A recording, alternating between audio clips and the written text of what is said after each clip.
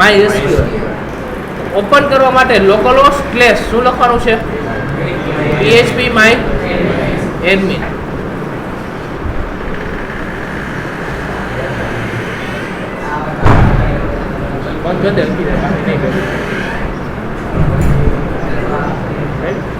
Okay, આપણે એક database બનાવી છે. સૌથી પહેલા તમારે એક ડેટાબેઝ બનાવવો પડશે. જો ઓલરેડી બનાવેલો હશે તો અહીંથી સિલેક્ટ કરવાનો. લેફ્ટ હેન્ડ સાઈડ તમારા ડેટાબેઝના લિસ્ટ આઉટ આવે, રાઈટ હેન્ડ સાઈડ અલગ અલગ મેનેજમેન્ટ પેનલ આવશે. સૌથી પહેલા આપણે શોપિંગનો પ્રોજેક્ટ બનાવી છે, એટલે હું ડેટાબેઝનું નામ શું રાખું છું? શોપિંગ. ક્રિએટ ઉપર ક્લિક કરો એટલે શોપિંગ નામનો ડેટાબેઝ ક્રિએટ થઈ ગયો છે. બ્રેકેટમાં 0 મીન્સ એ કઈ ટેબલ છે નહીં. હવે ટેબલ બનાવવા માટે create a new table on database shopping, તો ટેબલનું નામ લખવાનું છે. તો આપણે રજિસ્ટર માટે ટેબલ બનાવતા હોય ત્યારે તો આની અંદર નંબર ઓફ ફિલ્ડ કેટલા જોશે? 3 ને 3 6 તો આયા જ છે. પ્લસ આપણે ઓટો ઇન્ક્રીમેન્ટ લઈ છે, યાદ આપજો. પ્લસ કઈ લઈ છે આપણે? Auto increment. પ્લસ બધાએ ડેટ નામનું એક કોલમ લેવાનું છે, એટલે ટાઈમ નામનું, એટલે 2 પ્લસ લેવાના છે. કેટલા પ્લસ? 2. એટલે અત્યારે કેટલા છે? 6 છે આપણી પાસે ફિલ્ડ. અહીંયા જુઓ 8 લેશું આપણે, તો ટેબલનું નામ આપી છે આપણે રજિસ્ટર. નંબર ઓફ કોલમ કેટલા લઈ છે આપણે? 8. સોરી 7 લેવા પડશે, કારણ કે કન્ફર્મ પાસવર્ડ આપણે સેવ નથી કરતા. પાસવર્ડ ને કન્ફર્મ પાસવર્ડ સેમ જ હશે ને હંમેશા, તો 2 સેવ કરવાની જરૂર છે નહીં. એટલે 5 ને 2 પ્લસ એટલે 7 લઈ લી છે આપણે. પહેલા કોલમનું નામ r_ શું રાખી છે? ID. પ્લસ મેં તમને પહેલાંય કીધું હતું કે ટેબલના તમે જે કોલમના નામ રાખો એની અંદર તમે જે ટેબલનું નામ રાખ્યું હોય એની એ પ્રિફિક્સ લગાડજો. રજિસ્ટર ટેબલ છે એટલે આપણે શું લીધું? r_id. એની ડેટા ટાઈપ કેવી લઈ છે? ઇન્ટીજર. એની સાઇઝ આપી દઈ છે આપણે 8 કેરેક્ટર. પહેલા એકમાં આપણે શું સિલેક્ટ કરી છે? ઓટો ઇન્ક્રીમેન્ટ અને પ્રાઇમરી કી, એટલે રેકોર્ડ ઓટોમેટિક ઇન્સર્ટ થશે અને યુનિક રેકોર્ડ જ હશે. પ્રાઇમરી કીનો એવો કાંઈક મિનિંગ છે ને, ડુપ્લિકેટ રેકોર્ડ આવશે નહીં, અને નહીં હોય એવું ક્યારેય બનશે નહીં. સેકન્ડ કોલમ લઈ છે r_fn. વેરકર ડેટા ટાઈપ લઈ લઉં છું, 100 કેરેક્ટર સાઇઝ આપી દઉં છું. પછી યુઝર નેમ,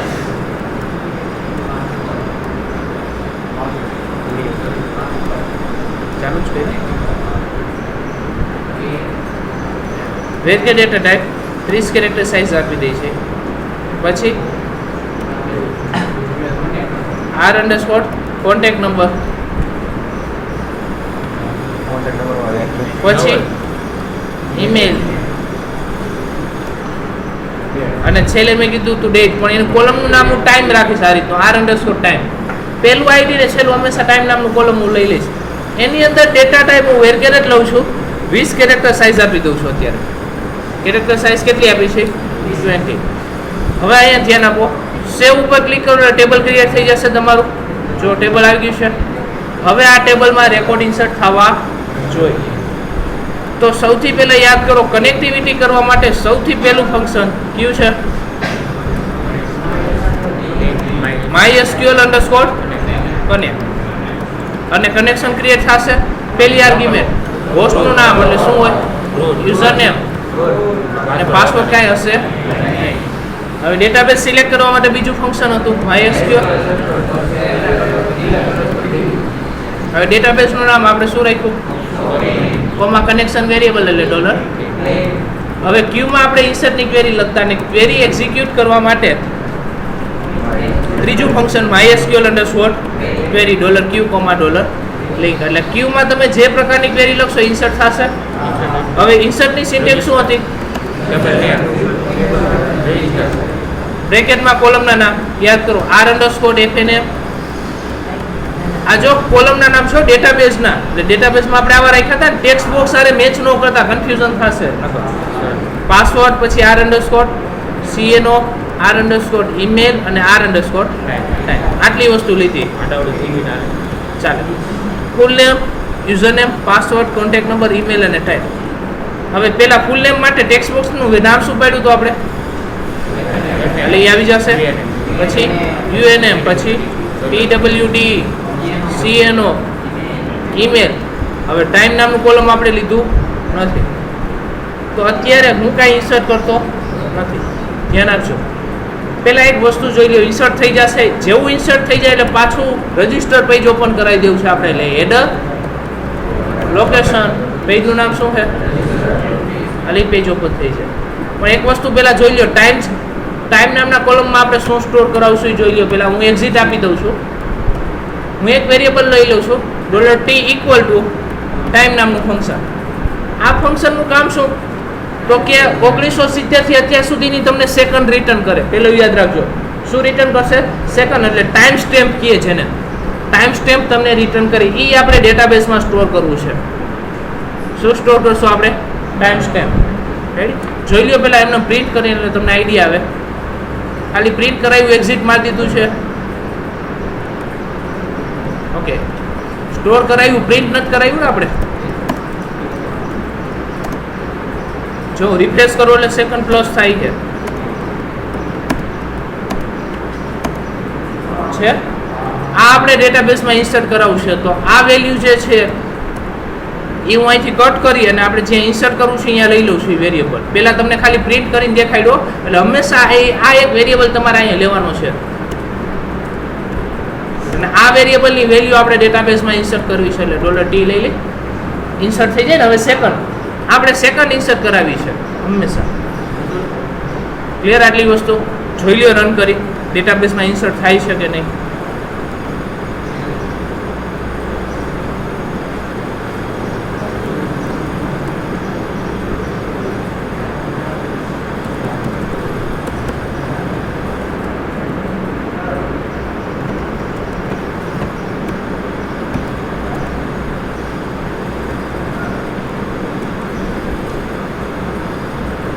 આના પેજ ખુલી ગયો એટલે એનો મિનિંગ શું થયો, રેકોર્ડ ઇન્સર્ટ થઈને પાછું ખુલી જાય ને. મેં એવું કીધું હતું, જોઈ લો બ્રાઉઝ કરી છે. ટાઈમ સ્ટેમ્પ આવી ગયો છે તમારી પાસે. તો આ રીતના ડેટાબેઝમાં રેકોર્ડ ઇન્સર્ટ કરવાનો છે. રેડી, ટાઈમ સ્ટેમ્પ આપણે શું કામ સ્ટોર કરાવી છે હું આગળ જતા કહીશ. અત્યારે આટલું સ્ટોર કરાવી દો. હવે આના ઉપરથી આપણે આની ડેટ જોતી હોય, જે જાણવું હોય બધું મળી જાય. રેડી, આવું શું કામ રાખી છે પાછળનું રીઝન. ઘણી વખત એવી રિક્વાયરમેન્ટ આવતી હોય, અત્યારે ન જરૂર હોય, આપને એમ લાગતું હોય કે અત્યારે જરૂર નથી, આગળ જતા જરૂર પડતી જ હોય. હવે કોઈ કેમ કે કઈ તારીખે રજીસ્ટ્રેશન કર્યું હતું એની મારે ડિટેલ જોઈ છે. તો જો તમે ટાઈમ સ્ટોર ન કરાવ્યું હોય તો તમને કઈ તારીખે એને રજીસ્ટ્રેશન કરી આવ્યું હતું એ તમને ઇન્ફોર્મેશન મળે નહીં. કન્વર્ટ થઈ જશે ડેટમાં. એ જ કહું છું, ડેટમાં કન્વર્ટ થઈ જશે, એ ચિંતા ન કરો, હું આગળ જતા કરાવી દઈશ. ડેટ નામનું ફંક્શન જ છે, એમાં પાસ કરી દો ને તમે જે ફોર્મેટ આપો એ ફોર્મેટ આવી જાય ડેટનું. રેડી, ક્લિયર આટલી વસ્તુ. ડેટાબેઝ સાથે કનેક્ટિવિટી આવડી જશે. પણ હવે ચેન્જ એટલો કરી છે આપણે કે કનેક્શન અને ડેટાબેઝ સિલેક્શન આ બધા પેજમાં આવશે. આ બે લાઈન, તો આ બે લાઈન અહીંથી કટ કરી છે આપણે. શું કરી છે, ન્યૂ ફાઇલની અંદર PHP પહેલાં લેવું પડશે. બધા પેજમાં આ લાઈન જરૂર પડવાની જ છે. એટલે આપણે આને કેમાં સ્ટોર કરાવી છે, ઇન્ક્લુડ કરાવી લઈ. આ પેજને સેવ કરી નાખી, ઇન્ક્લુડ ફોલ્ડરની અંદર નામ આપી દઈએ છીએ config.php. થઈ ગઈ. હવે અહીંયા પેજ કોલ કરવાનું ને, તો કઈ રીતે, include સ્લેશ કઈ ફાઇલ છે, config.php. થઈ ગયું. રાઈટ, તો આ રીતનું વેલિડેશન મૂકવાનું હતું. થઈ જશે હવે બધાથી. હવે સેકન્ડ થિંગ, આ જ રીતનું આપણે કોન્ટેક્ટ પેજમાં વેલિડેશન મૂકી દે. રજિસ્ટર પેજમાં ઓલું મેસેજ આવી કે રજિસ્ટર થઈ જાય એટલે ઉપર મેસેજ આવે એ રીતે. હા સર, સેમ પેજ વેલિડેશન થઈ જાય, લોગિન થઈ જાય પછી મને યાદ, લોગિન પછી હું કરાવી દઈશ. હવે જો ખાસ ઝડપથી જોઈ લો, રિપીટ જ છે, રિવિઝન જ છે. કોન્ટેક્ટ પેજમાં હું મૂકું છું પાછું એટલે તમને પાછી રિવાઇઝ થઈ જાય. ઝડપથી ધ્યાન રાખજો. સૌથી પહેલાં કોન્ટેક્ટ અંડરસ્કોર એક્શનમાં આપણે પેજનું નામ લખી છે, મેથડ કઈ વાપરી છે, પોસ્ટ. પછી બધા ટેક્સ્ટ બોક્સના નામ પાડ્યા હતા યાદ હોય તો પાછા પાડી દઈ. પહેલાનું FNM, બીજાનું MNO આપી દઉં છું, મોબાઈલ નંબર છે એટલા માટે. ત્યાર પછી ઈમેલ આપી દઉં છું.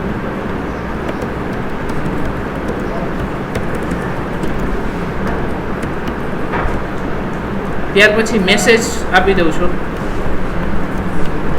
બધાના નામ આપી દઈશું આપણે. નામ પડી ગયા. હવે ધ્યાન આપો, સબમિટ બટન ઉપર ક્લિક કરેલો ક્યુ પેજ ઓપન થાય છે. કોન્ટેક્ટ અંડરસ્કોર પ્રોસેસ થશે. તો કેમ રજિસ્ટર પ્રોસેસ બનાવ્યું સેમ પાછું બનાવવું પડશે ને. તો રાઈટ ક્લિક કરી ન્યૂ ટેક્સ્ટ ડોક્યુમેન્ટ, પેજનું નામ શું રાખવાનું છે, કોન્ટેક્ટ અંડરસ્કોર પ્રોસેસ.php. સૌથી પહેલા વેલિડેશન યાદ કરો, ડાયરેક્ટ પેજ રન કર્યું છે કે નહીં. કન્ડિશન શું મૂકતા હતા આપણે? ઇફ નોટ એમ્પ્ટી $_ પોસ્ટ નામનો એરે ખાલી ન હોય તો ટ્રુ પડશે. મેં કંઈક કીધું ખબર તમને?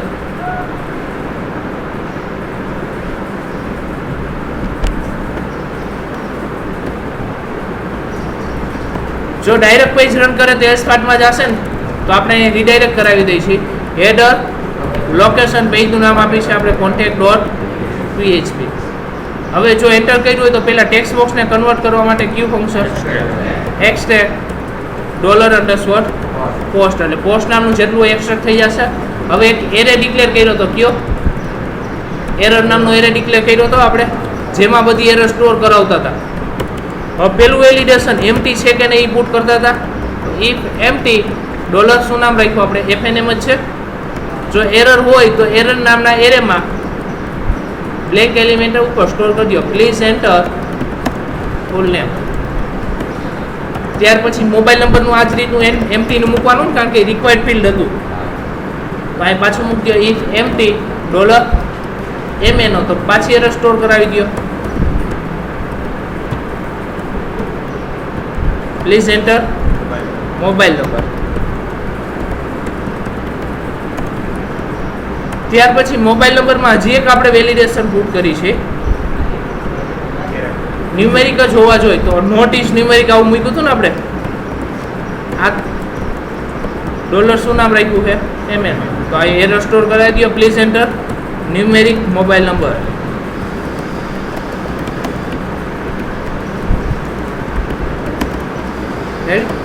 ત્યાર પછી MSC નામનું બોક્સ છે, એ પણ રિક્વાયર્ડ ફિલ્ડ છે ને. જો અહીંયા આ બોક્સ એ કમ્પલસરી છે.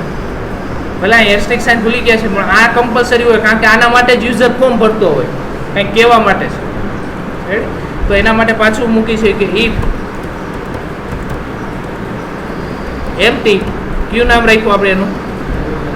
$MSC. તો એરર નામના એરેમાં પાછું સ્ટોર કરાવી દો. Please enter message. હવે એરર હોય તો પ્રિન્ટ કરો, અધરવાઇઝ ડેટાબેઝમાં શું કરો? ઇન્સર્ટ.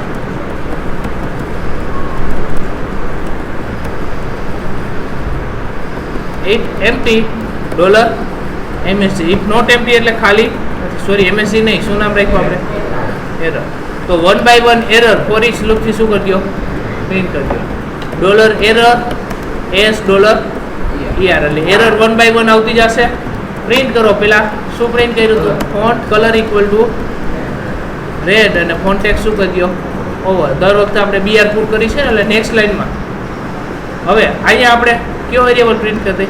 ER. એટલે ફર્સ્ટ ટાઈમ પહેલી એરર આવે પ્રિન્ટ થઈ જાય, સેકન્ડ ટાઈમ સેકન્ડ, બધી 1 by 1 પ્રિન્ટ થઈ જાય. ત્યાર પછી છેલ્લે એલ્સ પાર્ટમાં આપણે ગુડ લખ્યું તો એની જગ્યાએ ઇન્સર્ટ કરાવી જ દઈશું આપણે. તો પાછું ટેબલ બનાવવું પડશે ને પહેલાં. તો શોપિંગ ઉપર ક્લિક કરો, પાછું નવું ટેબલ બનાવી લ્યો. હવે ડેટાબેઝ બનાવવાનો છે નહીં. નંબર ઓફ ફિલ્ડ અહીંયા 4 છે, +2 લઈએ એટલે કેટલા થશે? 6 થશે. C_ID. પહેલા આ એકમાં આપણે શું લઈશું? પ્રાઇમરી કી અને auto increment. C_FNM show character size લઈ લે છે.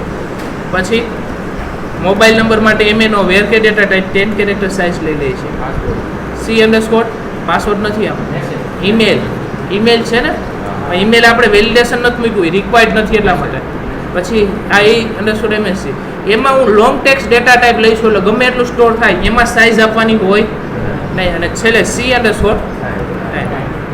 વેર કે data type 20 character size. Table બની ગયું.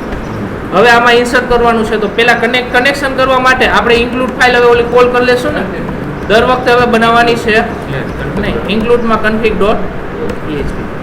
હવે ક્યુમાં આપણે ક્વેરી લખતા હતા, અને ક્વેરી ઇન્સર્ટ કરવા માટે mysql_query નામનું ફંક્શન ને $link. હવે જેવું રેકોર્ડ ઇન્સર્ટ થઈ જાય એટલે પાછું ક્યુ પેજ ઓપન થઈ જાય. contact.php. હવે ક્વેરી ઇન્સર્ટની ક્વેરી શું હતી? ઇન્સર્ટ ઇનટુ ટેબલનું નામ શું રાખ્યું આપણે? બ્રેકેટમાં કોલમના નામ FNM MNO, email, MSc અને C_time છેલ્લું લીધું જ છે. વેલ્યુઝ કરી અને બધી વેલ્યુ 1 by 1 પ્રિન્ટ કરાવી દો છે. હવે ફૂલ FNM માટે તો આપણે FNM જ લીધો છે વેરિયેબલ. મોબાઈલ નંબર માટે સેમ જ લીધો છે. ઈમેલ માટે એમ જ એઝ ઇટ ઇઝ MSc. આના માટે આપણે શું કરી છે, ટી નામનો વેરિયેબલ ઉપર ટી નામનો વેરિયેબલ પછી બનાવવો પડશે ને. આ રીતે થઈ જાય. કરંટ ટાઈમ હોય સ્ટોર થઈ જાય. જોઈ લ્યો રન કરી.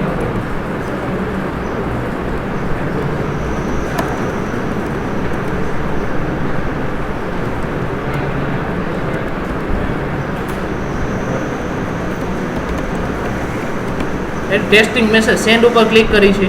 પાછું પેજ ખુલી ગયું. ધેટ મીન્સ રેકોર્ડ ઇન્સર્ટ થઈ ગયો. રેકોર્ડ ઇન્સર્ટ નથી થયો, કંઈક મિસ્ટેક છે. ઇન્સર્ટ ની કરી ભૂલ હતી. ઇન્સર્ટ માં વાય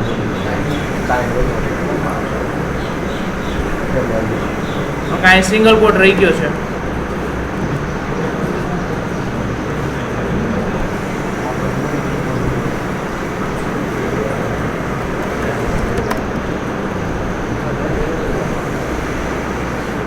હવે જોઈ લઈએ છીએ આપણે. રેડી આવી ગયો છે રેકોર્ડ. પ્લસ જો અહીંયા પ્રોસેસ થાય છે, હજી પેજ તો રિફ્રેશિંગ થાય છે. એનું રીઝન છે કે આમાં મેપ છે ને, એટલે નેટ સ્લો છે, એટલે મેપ લોડ ન થાય ત્યાં સુધી તો પ્રોસેસ થવાની છે. ગૂગલ મેપ મૂક્યો છે ને આપણે, એટલા માટે. બાકી ઇન્સર્ટ તો થઈ જ ગયું છે રેકોર્ડ. તો આ રીતનું તમે કરાવી શકો ડેટાબેઝમાં રેકોર્ડ ઇન્સર્ટિંગ અને વેલિડેશન. આપણે આજે 2 પેજમાં